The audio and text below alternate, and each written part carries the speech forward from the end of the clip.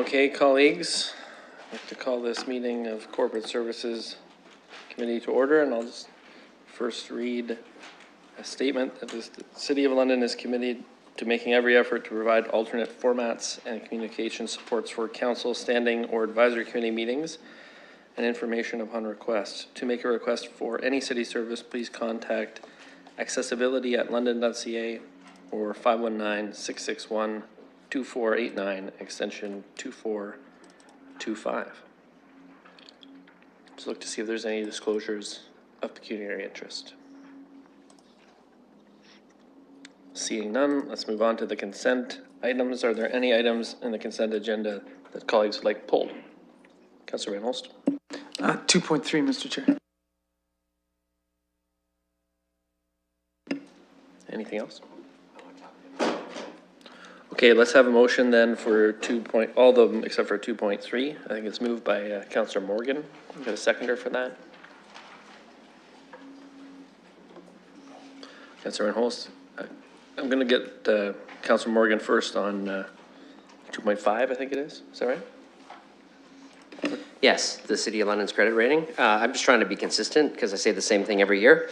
Although I haven't said it 42 years in a row, I have since our term on council. And I think that this is one that is a little bit different because it's almost like a year one in a row for our current treasurer, who I think came on, and this is the first year that her and her team have kind of managed this file and overseen our fiscal plan for the corporation. And so the first thing I want to say is a huge kudos and credit to Annalisa Barbon and her team for the management of the fiscal plan and continuing our successful credit rating. And also to Moody's for continuing to recognize the governance practices and management practices that have been put into place over multiple years, including the multi-year budget, which I know is something that we're going to talk about renewing and seeing how that looks in the future. And they continue to credit the multi-year budget as a strong fiscal management practice that has set us up for having very positive results, strict cost controls, debt issuance, conservative debt management policies, limited exposure to market risks, and we have set forward a fiscal plan that have done that very successfully. So again, congratulations to our staff and all the previous councils before who have set forward and been very disciplined with the fiscal management of the city. And as we know, and as I know Councillor Helmer probably has a spreadsheet on, the AAA credit rating actually ends up saving us money in our borrowing costs to the tune of millions of dollars per year. So this isn't just about giving our staff credit and adhering to a fiscal plan. It is about saving Londoners money through good financial policy and practice. Councillor Van Holst. Thank you, Mr. Chair. Through you to our staff. A question about a comment made in the report. It suggested that we've got very strong reserves and that it would require, a significant reduction in those in order to impact the credit rating. And I'm wondering if staff could tell us what a significant reduction would be required for that if we were to use that for some of the big future projects. Or use the reserves for other things. How much would we have to reduce those in order to see an impact in the credit rating? Through the chair, I'm not sure that I can specifically give you a number that we could quantify. I think one of the things they look at specifically is the ratios and how that fits in combination to how we manage our cash and the debt to equity ratios and all of how it all works in conjunction. So I know one of the things that as we continue to move forward and look at all of our fiscal policies is how we move all the parts together to still achieve various targets on our reserve funds, even though we could possibly not impact Moody's credit rating. It may not be the right thing to do to save us in the long run, depending on what our capital plan might be going forward to revitalize our assets and maintain our asset management plans. So I think one of the things they look at is how they all work in concert together with the cash and in conjunction with the reserves and what our spending plans are. So I don't think there's a specific target that we could say if we decrease them by this much, they they won't touch, because they will look at our financial plan in concert and see how all the moving pieces work together. Okay, thank you. Any other discussion? Deputy Mayor? I'll just be brief. I'll probably save my comments more for council, frankly, but I think one of the things that we take for granted is the AAA.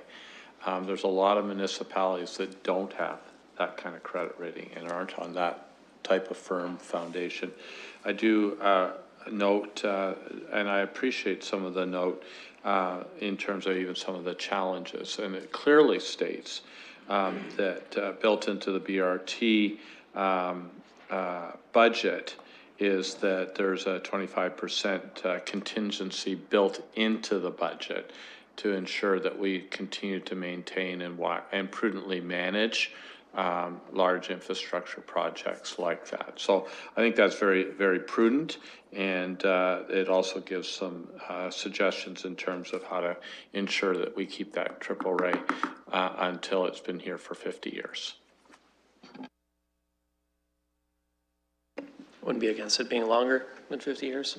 Any other comments? No? Okay, let's call the vote on that.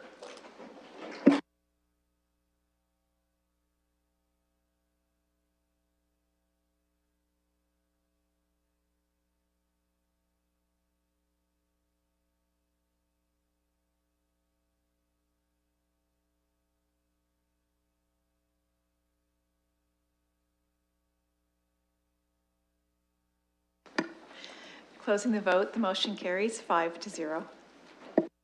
Brings us to item 2.3, which was pulled by Councillor Van Holst. This is the land allocation for fire station number 15 on Innovation Drive. Go ahead. Thank you, Mr. Chair.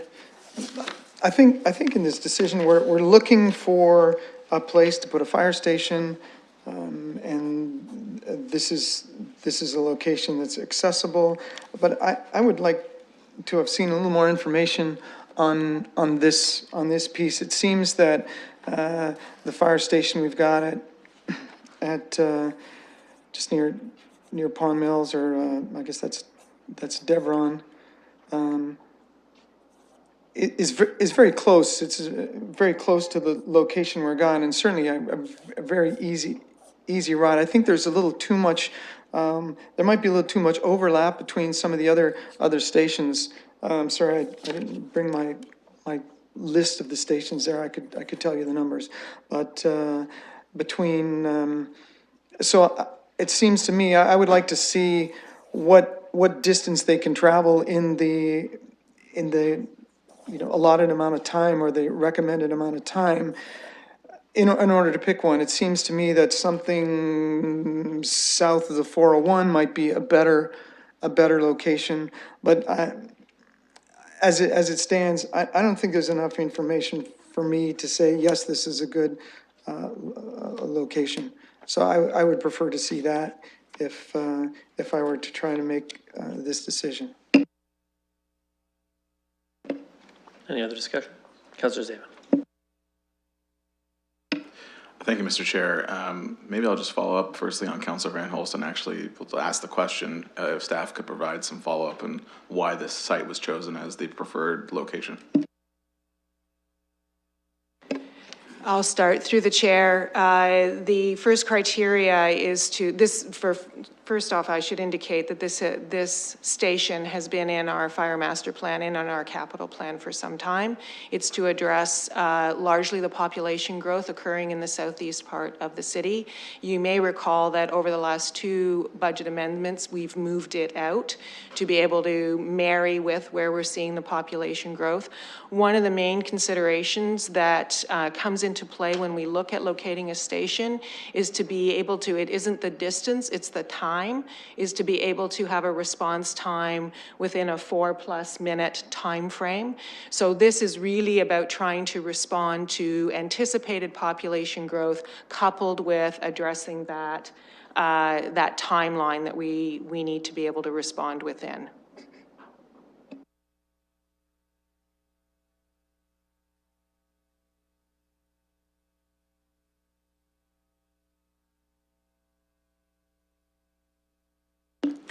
Through the chair, thank you for that. And I know this is something that I was very excited about when we first put this on the budget back in 2015, I think, in our first multi-year budget.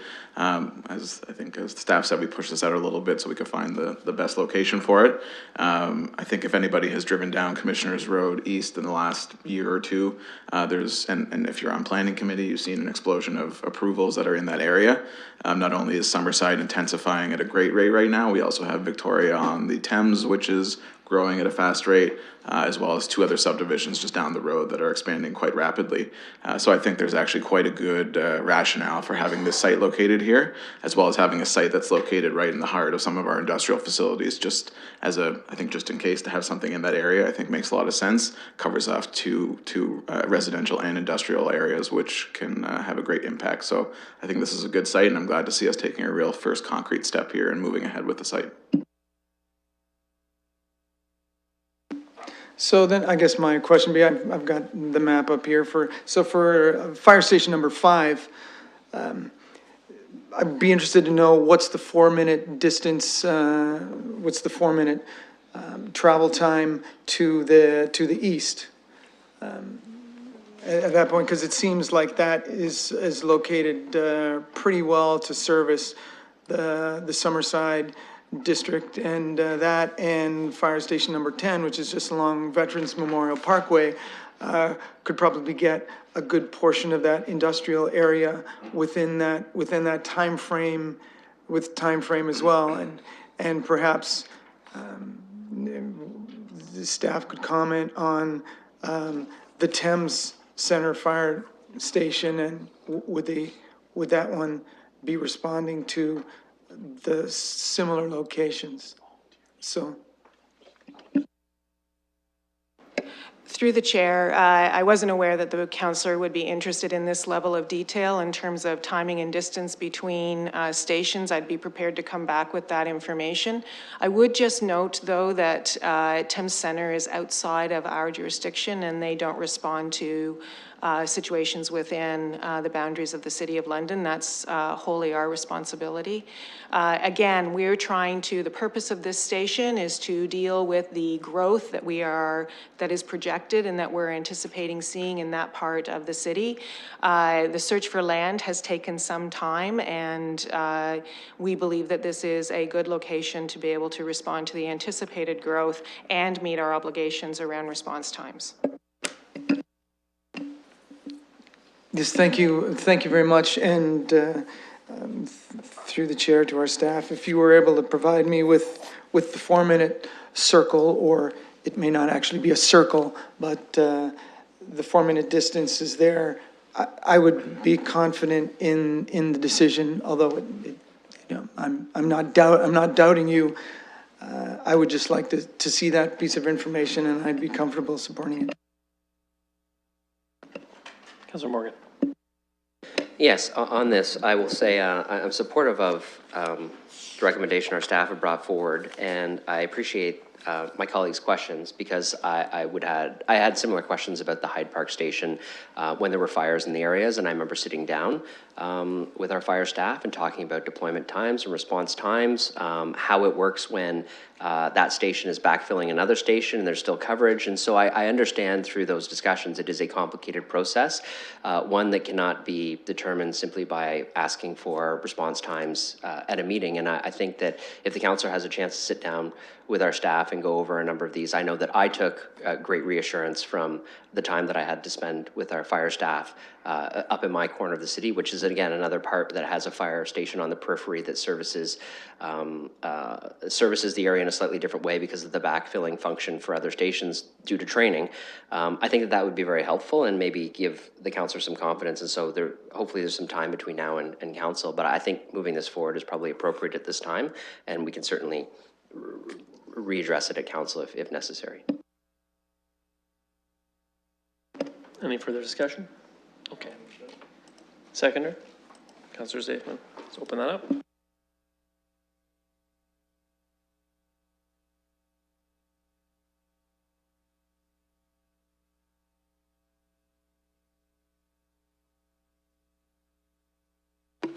Closing the vote, the motion carries 5-0. Brings us to our schedule item. This is a public participation meeting, not to be heard before 12:40, about amendments to the council procedure bylaw striking committee. You'll see that there's a added item there, communication from Mr. Levin, which is more regarding the policy for advisory committees, but it's here on our agenda with us. So would I have a motion to open the public participation meeting? Councillor Zaifman, Deputy Mayor Hubert, have that up on the screen.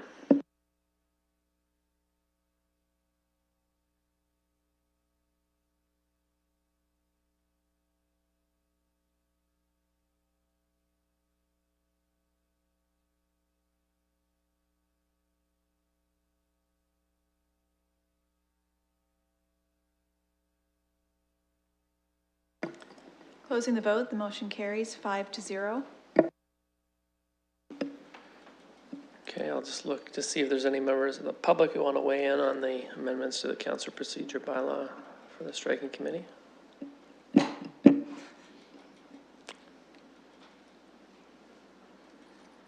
have a feeling that's why Daryl's here. I don't see anyone else. I think I'll ask one more time. Okay, I have a motion to close the public participation meeting. Councilor Van Holst, seconded by Councilor Morgan. Let's get it up.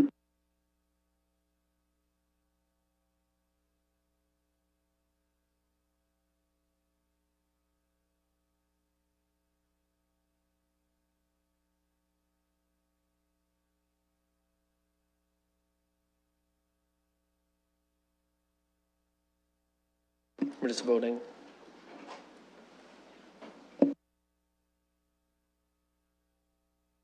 Councillor Hubert. Closing the vote, the motion carries 5-0. Okay, discussion. Mover. Councilor Van Holst, second by Deputy Mayor Hubert. Go ahead, Councilor Van Holst. Thank you. Well, I think the changes that we made to this are very appropriate. So we're going to make sure that there isn't a perceived conflict by someone on the striking committee being placed on to the boards and commissions or other committees. And we've also removed the requirement that there be a previous city councillor on this, because that might be difficult to fulfill, although certainly having a councillor on that would be a valuable thing that I'm sure would be considered.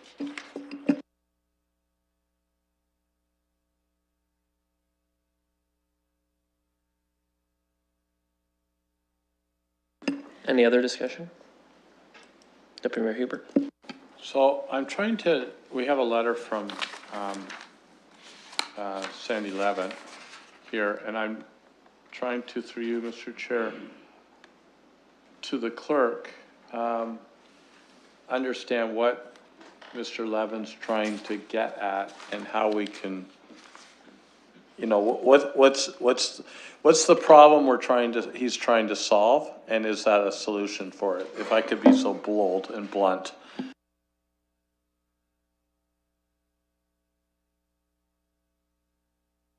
Through the chair, the reference that Mr. Levin makes in the communication is actually to the general policy for advisory committees. So the sample motion that you'll see in the system now, if you refresh your screen or look on the screen there, is to refer his communication to the city clerk for consideration. And that would be part of the overall review that's being undertaken at the current time. So I understand that, but my first question is, what's the problem he's trying to solve? Are we too slow on filling vacancies? Is that the issue that he's trying to address? Through the chair, I think that's the message that he's sending. So we believe in efficient government. So is there a way to speed that up so vacancies don't languish? So I'm just going to intervene and say, I'm not sure that asking the clerk is the right way to proceed. So if we have questions for Mr. Levin about what he's communicated, we could ask Mr. Levin. And you know, maybe getting some information from the clerk, which would come when we refer this, would be helpful, right? About how long are the vacancies, for example? And do they vary across committees? And is there an issue or not? And what are some of the potential solutions? I think the referral is probably going to get us to that point rather than, you know, talking about it sort of in an ad hoc way now and then referring it. So if we're supportive of the referral process, what we should do, although I mean, I'm happy to entertain other options if there's anyone who has an option other than the referral. I'm not looking for another option. I was just trying to get clarity and if, I always like to know if it's, before I refer something, I want to know if it's actually a problem. If it's not a problem, I'm prepared to take no action, but if it is a problem, then, you know, let's give the clerk and her colleagues an opportunity to weigh in on it, but also it's about efficiency, right? Councillor Van Holst. Thank you very much. I'm happy to move the referral. Certainly, one of the problems with having committee members resign is that all of a sudden now it may be a problem having quorum, meeting the quorum, because you've got less chances that will happen. If this is a problem they're experiencing, these suggestions may be good. Certainly, the clerks could come back with another suggestion as well. So it seems like a reasonable path forward as suggested by the clerks. So I'll move that referral if there's a seconder. Is there a seconder for that part? I think the whole thing was up, so we'll do the whole thing all together. Is that fine? Okay. Seconded by Councillor Zayden.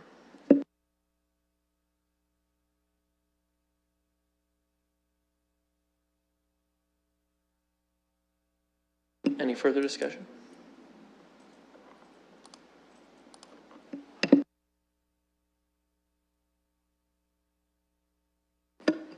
Closing the vote, that motion carries 5-0. To see if there's any deferred matters, additional business. Okay, I don't see any. We have a motion to go into closed session. We have item 6.1 there, which is related to labor relations, employee negotiations, and solicitor-client privilege advice related to those things. Councillor Reynolds, seconder. Councillor Morgan.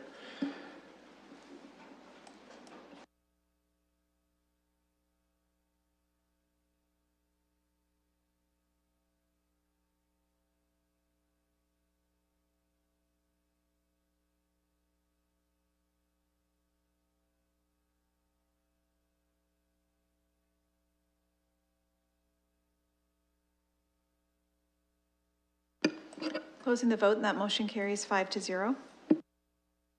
We're going to be going to committee room number 3. I suspect since there was no additional business, we will be going back into public session in committee room 3 and then adjourning from that room.